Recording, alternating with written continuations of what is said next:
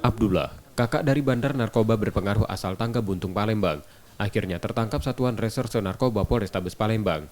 Penangkapan tersebut merupakan pengembangan dari tertangkapnya tersangka bandar. Tersangka Abdullah ditangkap di salah satu kamar kos masih di kawasan Tangga Buntung. Dari tersangka, polisi menyita uang tunai Rp100.600.000 yang diduga hasil penjualan narkoba. Tersangka memiliki peran dalam jaringan tersebut, membagikan paket narkoba pada kurir di Palembang.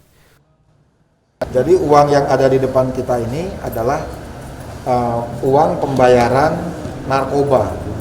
Jadi saudara Aab ini memang mempunyai jaringan.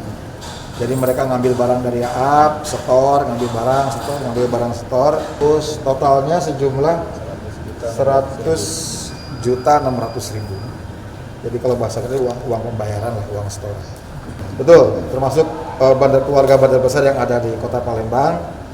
Uang-uang kecil inilah dari keringat masyarakat kita yang nyicil uang, mencari uang, sesen demi sen, tapi dipergunakan untuk hal-hal yang tidak penting, yang membuat kota ini sakit, sehingga kita memang harus betul-betul menindaklanjuti hal ini.